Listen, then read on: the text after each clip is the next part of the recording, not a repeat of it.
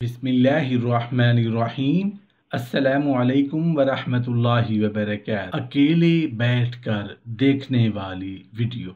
जिस इंसान का इस बात पर ईमान है कि मेरे अख्तियार में जो कुछ था वो मैंने कर लिया, अब आगे मेरे अख्तियार से बाहर है, इसलिए मैं कुछ नहीं कर सकता और अल्लाह ताला सब कुछ कर सकता है। अल्लाह ने जो फैसला किया है वो बरहक है, तो ऐसे इंसान को कभी परेशानी लाहक नहीं होगी। गम और सदमा जरूर होगा, लेकिन परेशानी और जहनी टेंशन नहीं होगी, दिल मुतमईन होगा। बाज़ औकात एक ताजिर शख्स इस बात की कोशिश में लगा होता है कि मैं फुला सौदा कर लूंगा तो उसके जरिए मैं बहुत नफा कमा लूंगा, या एक शख्स किसी ओहदे और मनसब को हासिल करने की कोशिश करता है कि मुझे फुला मनसब मिल जाए तो बड़ा अच्छा हो। अब उस सौदे के लिए या उस मनसब के लिए भाग दौड़ और कोशिश कर रहा है, दुआएं कर रहा है, दूसरों से भी दुआएं करा रहा है, लेकिन जब सब काम मुकम्मल हो चुके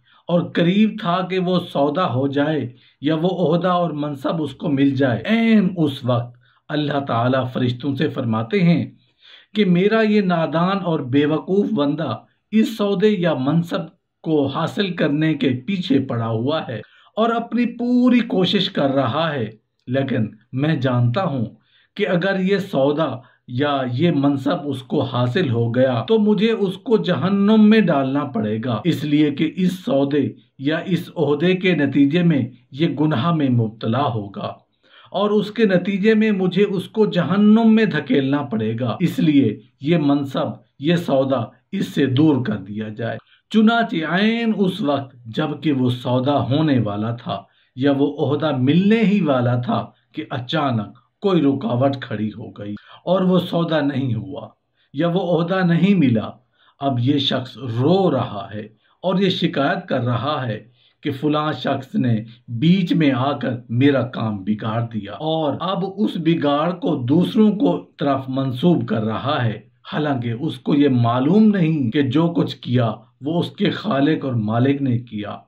और उसके फायदे के लिए किया, क्योंकि अगर ये ओहदा मिल जाता तो जहन्नुम के अजाब में मुब्तला होता। ये है तकदीर और अल्लाह का फैसला, जिस पर अकल तौर पर इंसान को राजी रहना चाहिए। अकीदा के एतबार से तो हर मोमिन का तकदीर पर ईमान होता है। जब एक बंदा ईमान लाता है तो अल्लाह और अल्लाह के रसूल पर ईमान लाने के साथ वो तकदीर पर भी ईमान लाता है, लेकिन इस ईमान का असर अमूमन उसकी जिंदगी पर जाहिर नहीं होता और इस अकीदे का इस्तेहजार नहीं होता, उसकी तरफ ध्यान नहीं रहता, जिसकी वजह से वो दुनिया में परेशान होता रहता है।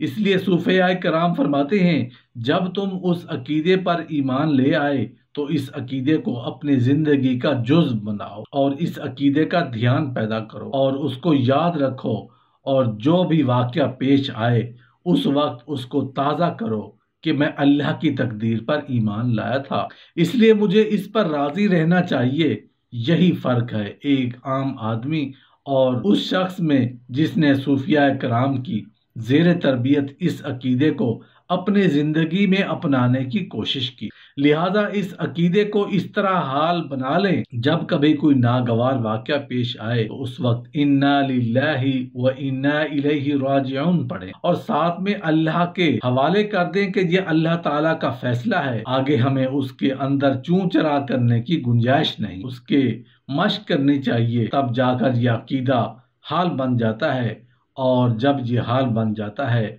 तो फिर ऐसे शख्स को दुनिया में कभी परेशानी नहीं होती। अल्लाह ताला इस अकीदे को हम सब का हाल बना दे। चुनाचे आपने अल्लाह वालों को देखा होगा कि उनको आप कभी बेताब और बेचैन और परेशान नहीं पाएंगे। उनके साथ क्या ही बड़े से बड़ा नागवार वाक़या पेश आ जाए उस पर उनको गम तो होगा, लेकिन बेताबी और बेचैनी और परेशानी उनके पास भी नहीं पटा, इसलिए कि वो जानियत है कि जानते हैं कि ये अल्लाह ताला का फैसला है, इस पर अल्लाह राजी रहना जरूरी है। लिहाजा इंसान की जिंदगी में जब भी कोई नागवार वाक़या पेश आए तो उसको अल्लाह का फैसला ख्याल करते हुए उस पर राजी रहने की फिक्र करनी चाहिए। गम, सदमा और परेशानी का यही इलाज है اور ایسا کرنے سے اس کو اعلیٰ درجے کا صبر حاصل ہو جائے گا، اور صبر وہ اعلیٰ عبادت ہے جو ساری عبادتوں سے بڑھ کر ہے۔ قرآن کریم میں فرمایا